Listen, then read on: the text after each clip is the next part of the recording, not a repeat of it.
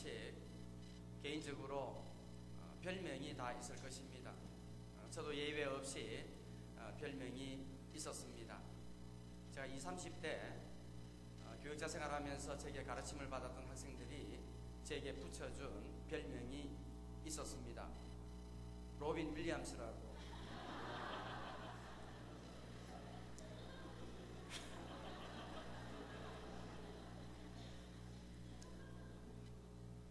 제가 그동안에 살도 많이 빠지고 또 그전에는 상당히 선하게 생겼을 당시에는 로빈 윌리엄스가 아주 듣기에 좋았습니다. 제가 처음 그 얘기를 전해 듣고는 제가 20대 때는 영화와 문화에 대해서 거의 벽을 쌓고 살았기 때문에 사실 로빈 윌리엄스가 누군지를 잘 몰랐어요. 찾아보니까 미국의 유명한 영화 배우며 또 코미디언이었습니다. 그리고 저와 이미지를 같이 하는 이 미국 사람의 영화 배우 로빈 윌리엄스가 출연하는 그 영화를 들어 보긴 봤습니다. 볼 때마다 느끼는 감정이 참 착하게 나온다, 참 선량하다, 어떻게 나와 비슷한가, 그런 생각을 했습니다. 근데 얼마 전에 그분이 60대 중반의 나이에 스스로 목숨을 끊는 인생의 마무리를 아주 안타깝게 하는 사건이 있었습니다. 심지어 들어보니까 이 심한 우울증에다가 파킨슨 병까지 앓으면서 인생의 마무리를 안타깝게 해서 그를 사랑하고 많은 사람들에게 기쁨과 감동을 선사했었는데 그를 지지하고 그를 사랑했던 많은 사람들에게 충격을 가져다 준 그런 일이 있었습니다. 한인 로컬 신문에도 그렇게 나와 있고 또 미국의 많은 매체들이 이 로빈 윌리엄스의 안타까운 이 사망 소식을 전하면서 많은 사람들이 충격을 입었던 사실이 있었습니다. 저는 그 사건을 보면서 지구상에 저와 비슷한 이미지를 가진 미국의 한 사람이 사망한 그 일에 대해서 마음 한켠에는 약간의 안타까운 마음이 더하여졌습니다. 참 개인의 삶도 그렇고 가정의 삶도 그렇고 또 나아가서 공동체의 삶도 아름다운 마무리를 향하여 달려가고 있을 그점에 인생의 아름다운 그 마무리가 얼마나 중요한지 다시 한번 생각하게 되었습니다. 시작도 중요하지만은 일의 마무리, 끝이 얼마나 중요한지 몰라요. 그래서 선도서 7장 8절에 보면 이런 말씀이 나와요. 일의 끝이 시작보다 낫다, 그렇게 말을 하고 있습니다. 그리고 갈라디아서 3장 3절에 보면 이 사도 바울이 갈라디아 교회 교인들에게 너희들이 어찌하여 어리석냐, 성령으로 시작하였다가 육체로 마치려느냐, 이렇게 책망하는 모습이 나타나고 있습니다. 갈라디아 교회의 성도들은 사도 바울이 전하여 준 복음의 메시지를 듣고 기쁨과 감격으로 시작하였지만은 나중에는 오히려 율법으로 돌아가는 그런 안타까운 장면을 보게 되면서 사도 바울이 성령으로 시작하였다가 어찌하여 육체로 마치겠느냐, 그렇게 말한 것을 볼 수가 있습니다. 하나님께서 당시 여호수아 당시 500년 전에 아브라함에게 약속하셨죠. 너는 너의 본토 친척 아비 집을 떠나 내가 네게 지시할 땅으로 가라. 내가 너로 큰 민족을 이루고 내 이름을 창대하게 하리니 너는 복의 근원이 될지라.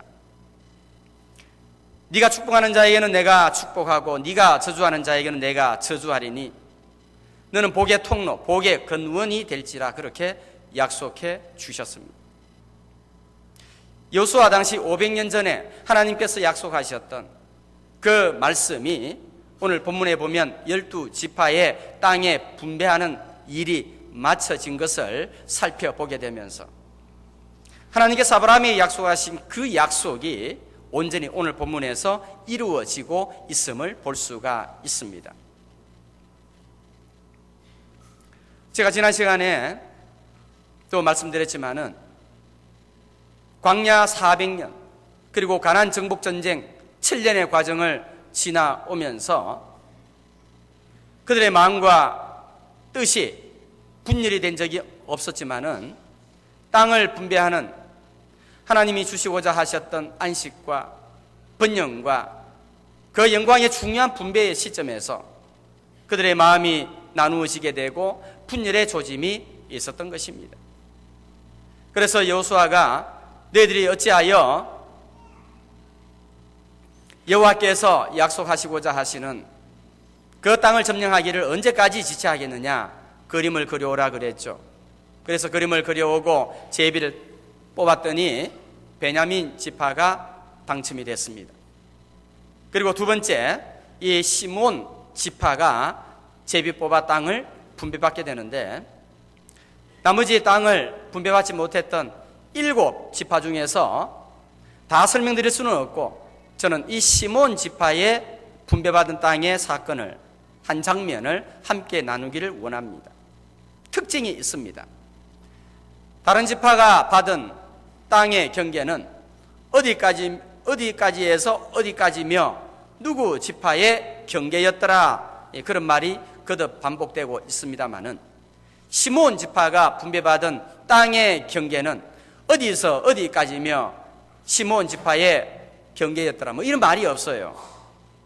왜 그러냐면요, 유다 지파가 이미 분배받은 땅의 성읍 가운데서 재분배 받았기 때문입니다.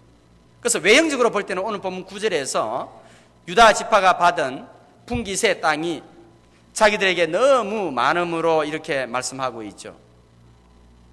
이거는 사실입니다. 유다 지파가 분배받은 땅은 면적도 넓었지만은 성읍이 자그마치 122개나 되는 많은 숫자의 성읍을 차지하게 된 것입니다. 다른 지파는 20개 혹은 30여 개 받은 그런 지파들에 비해서 유다 지파는 참으로 약속의 자손의 지파답게 엄청난 영토와 수많은 성읍들을 부여받게 된 것입니다. 그래서 이 시몬 지파가 땅을 제비 뽑아 분배를 받게 되었는데 18개의 유다 지파가 속한 그 성읍의 땅을 분배받게 되어졌다라는 것입니다. 우리가 이 시몬 지파의 땅의 분배 장면을 통해서 우리에게 분명히 말씀해 주고 있습니다. 그 땅 분배하기를 거쳤더라. 정말 아름답게 땅 분배가 마쳐지게 되었었거든요. 아름다운 마무리를 위한 2가지 키워드가 오늘 성경에 기록이 되고 있습니다. 그것이 무엇이냐면 첫 번째는 용납입니다. 용납. 이 유다 지파는요, 이 시몬 지파가 자기의 성읍들에 거주하는 것을 받아들였습니다. 용납하였습니다. 만약에 유다 지파가 하나님께서 제비 뽑아 얻은 이 땅을 다른 지파가 성읍을 차지한다는 것을 이해하지 못했을 경우에 다시 분열과 상처의 소용돌이로 들어갈 수밖에 없었던 것이죠. 그러나 유다 지파는 많이 받은 지파답게 시몬 지파에게 18개 성읍을 나누어 주게 됨으로 말미암아 분열과 상처의 위기의 순간에 아름다운 마무리로 향하여 나아갈 수가 있게 된 것입니다. 사사기 1장에 보면 이스라엘 자손이 누가 먼저 가나안 자손과 싸우리까 하나님께 묻는 장면이 나타나죠. 그때 하나님께서 유다가 먼저 올라갈지니라. 유다가 생각해 봤겠죠. 야, 전쟁하다가 우리 지파만 올라가서 또 이렇게 전쟁에 실패하면 어떻게 할까? 유다 지파 경내에 살고 있었던 시몬 지파에게 함께 가나안 족속과 싸우지 않겠냐고, 그러면서 함께 동력하고 전쟁을 수행하는 모습이 사사기 1장에서 기록이 되고 있습니다. 어떻게 생각해 보면 이 유다 지파의 입장에서 보면 시몬 지파가 자기 경내에 와서 삶을 살아간다라고 하는 것은 불편한 마음을 가질 수가 있었을 것입니다. 왜냐하면 이 시몬과 그의 후손들이 이 구약 모세 오경을 통해서 보게 되면 아주 독특합니다. 그리고 좋은 감동을 줄 만한 사건이 별로 없어요. 거의 없습니다. 야곱의 둘째 아들이죠. 첫째 아들은 르우벤이고 둘째 아들이 이 시므온인데, 이 야곱이 외삼촌 집 하란에서 하나님이 지시하시는 가나안 땅으로 들어오게 될 때에 세겜이라는 성에 잠시 거주하게 되었던 것입니다. 그때 세겜성 사람들이, 특별히 추장 세겜의 하몰의 아들 이 세겜이라는 사람이 야곱의 하나밖에 없는 눈에 넣어도 아프지 않을 딸 디나를 폭행하는 장면이 나타납니다. 이때 시몬과 이 레위는요, 칼을 차고 이 세겜성 사람들을 죽이기로 마음의 결심을 하게 됩니다. 그런데 외형상으로는 죽일 수가 없습니다. 수적으로 우리는 언약의 백성들이기 때문에 남자는 할례를 다 받아야 된다고, 그렇게 하여 기만하여 속이고 할례를 다 행하도록 하죠. 세겜성 사람들은 순진하게 다 할례를 행하였던 것입니다. 제일 고통스러운 3일째 되는 날에 이 레위와 이 시몬이 칼을 차고 고통해하고 있었던 세겜성 사람들을 다 잔인하게 처참하게 죽이는 장면이 성경에 기록이 되고 있습니다. 그래서 이 야곱이 죽을 때에 12 아들들에게 축복하면서 기도하는 장면이 창세기 49장에 나타나고 있습니다. 자녀들에게 아버지로서 축복은 해야 되겠지만은 축복할 마음이 생기지 않는 것입니다. 그렇다고 전혀 언급을 안 하자니, 넘어가자니 그렇고 해서 이 기도하는 장면이 쭉 기록이 되고 있는데, 사실은 기도라기보다는 저주를 퍼붓고 있습니다. 49장 5절에서 보면 시몬과 레위는 형제요 그들의 칼은 폭력의 도구로다. 내 호나 그들의 모의에 상관치 말지어다. 내 영광아 그들의 집회에 참여하지 말지어다.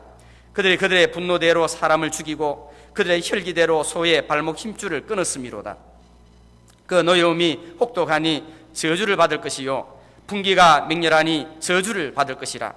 내가 그들을 야곱 중에서 나누며 이스라엘 중에서 흩으리로다. 그렇게 기도한 것이 아니고 저주죠. 흩으리로다. 실제로 레위와 이 시몬 지파의 사람들의 역사를 쭉 살펴보면 야곱이 예언했던 것처럼 그들의 후손들은요 가나안 전역에 다 흩어져 살았습니다. 그렇게 저주를 받았다고 한다면 그의 후손들은요 뭔가 자신의 삶을 조심해하며 경성해하며 살아갔어야 됐던 것입니다. 레위 지파는요 광야 40년 생활 중에서 자신들의 신분과 그 위치를 다 회복을 받게 됩니다. 이스라엘 이 백성들이 출애굽한 여호와 하나님은 참신이 아니고 우리가 애굽에서 섬겼던 금송아지가 출애굽하게 했던 참신이다 하면서 금을 부어서 만든 그 금송아지를 섬기게 된 것입니다. 이때 레위 지파의 사람들이 금송아지를 섬기기로 앞장섰던 사람들을 다 처단하게 되죠. 그런 연유로 말미암아 이 레위 지파의 자손들은 제사장의 지파로서의 신분과 그 위치를 다시 회복하는 장면이 기록이 되고 있습니다. 반면에 이 시몬은요, 시몬 지파는 전혀 회복받지를 못했습니다. 민수기 25장에 보게 되면은 모압 여자들과 음행을 하게 됩니다. 그것도 모자라서 바알 브롯이라고 하는 그 신 앞에 절을 하며 섬기는 상황까지에 이르게 된 것입니다. 하나님께서 이 시몬 지파에게 분노하셔서 연병을 내리셨는데 수많은 사람들이 죽임을 당하게 된 것입니다. 이 민수기에 보면 두 번의 인구조사가 나타나고 있습니다.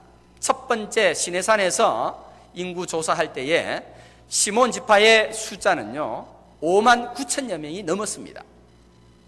그런데 제2차 모압 평지에서의 인구 계수를 할 때에 시몬 지파의 숫자는요 2만 2천 명에 불과하게 된 것입니다.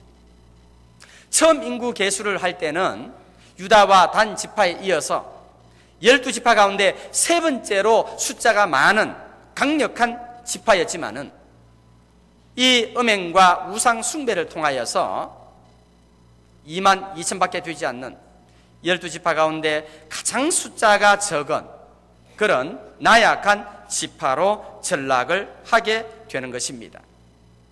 시몬 하면은요 좋은 기억이 별로 없습니다. 아버지로부터도 축복의 기도를 받지를 못하고 오히려 그의 난폭한 잔인한 성격으로 말미암아 저주를 받게 되고 광야 40년 생활 가운데서도 모세로부터 인정을 받지 못하고 축복을 받지 못했던 것을 우리가 볼 수가 있습니다. 그런 시므온 지파의 사람들이 하나님이 약속하시는 이 유다 지파의 경내에 들어오게 되었다라는 것이죠.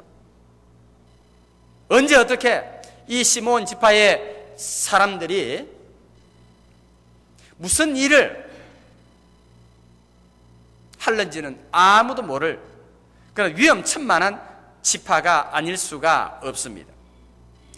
그러나 그 전에 성경에 보면 유다 지파는 그 시므온 지파의 사람들에게 땅을 다 나누어 주었다 그렇게 말을 하고 있습니다. 용납인 것입니다. 만약에 유다 지파가 시므온 지파의 별난 성격과 심성으로 이유를 들어서 그들을 받아들이지 않았다라고 생각할 때에 아름다운 땅 분배의 마무리가 되어졌겠는가 하는 생각을 아니 가질 수가 없는 것입니다. 하나님께서 우리에게 주신 가족의 구성원들, 심지어 하나님께서 우리에게 주신 믿음의 공동체 식구들을 향한 받아들임, 용납하는 그런 마음이 없게 될 때에 인생의 아름다운 마무리를 향하여 달려나아가고 있는 그 인생의 여정 가운데 불화가 생기게 되고 마음이 나누어지게 되고 분열을 야기시킬 수 있음을 성경이 분명히 말씀해 주고 있습니다.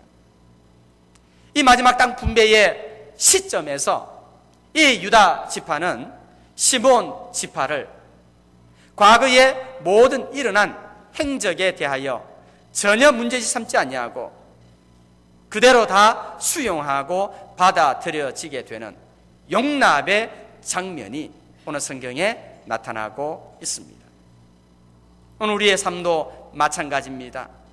우리의 가족과 하나님께서 나에게 붙여주신 기관과 부서 그리고 우리의 믿음의 공동체가 더 아름다운 마무리를 향하여 달려나가고자 한다고 한다면 하나님께서 붙여주신 그 어떤 사람이라 할지라도 받아들이며 용납하고자 하는 그런 넉넉한 마음이 우리 가운데 있어야 할 줄로 믿습니다.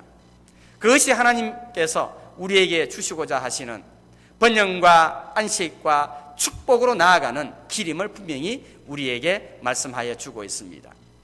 유다 지파의 후손 다윗을 통하여 다윗의 후손 예수 그리스도를 통하여서 하나님의 백성들을 용납하셨다는 사실을 다시 한번 기억하면서 인생의 아름다운 공동체의 아름다운 그 마무리는 바로 용납에 있음을 생각하고 날마다 받아들이며 마음을 넓게 가지시는 그래서 하나님이 우리에게 주시고자 하시는 안식과 평강과 번영과 축복을 누리시는 저와 여러분의 삶이 될 수 있기를 주님의 이름으로 축복합니다.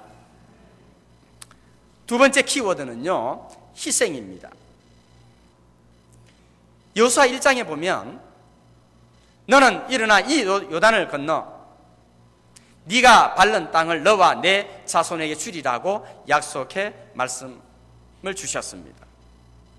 여호수아 1장을 보게 되면 참 이렇게 마음이 다운되어 있다가도 마음을 강하게 하고 담대히 하고 두려워하지 말고 내 이 율법책을 내 입에서 떠나지 말게 하며 그 가운데 기록한 대로 다 지켜 행하라. 그리하면 내 길이 형통하게 될 것이며 내 길이 평탄하게 될 것이라. 아멘 아멘 해요. 그런데 실제적으로 우리의 관심은요, 여호수아의 그 마지막 인생의 여정에서 하나님이 어떤 구체적인 복을 주셨는지에 대한 관심은 상대적으로 굉장히 빈약함을 느끼지 않을 수가 없습니다. 오늘 성경이 말씀하고 있습니다. 제일 첫 번째 땅을 분배받았던 사람은요, 갈렙이죠. 갈렙. 그 갈렙이 장대한 아낙 자손들 앞에서도 조금도 두려워하지 아니하고 그 성이 크고 견고할지라도 하나님께서 원하시면 우리가 그 성을 능히 취할 수 있으며 그들은 우리의 밥이라라고 외쳤던 갈렙이 가장 먼저 땅을 분배받게 되고요, 가장 마지막으로 땅을 분배받은 사람이 있다고 한다면은 바로 여호수아입니다. 이 여호수아는 에브라임 지파에 속한 사람인 것이죠. 이 에브라임 지파의 한 산지를 요구했습니다.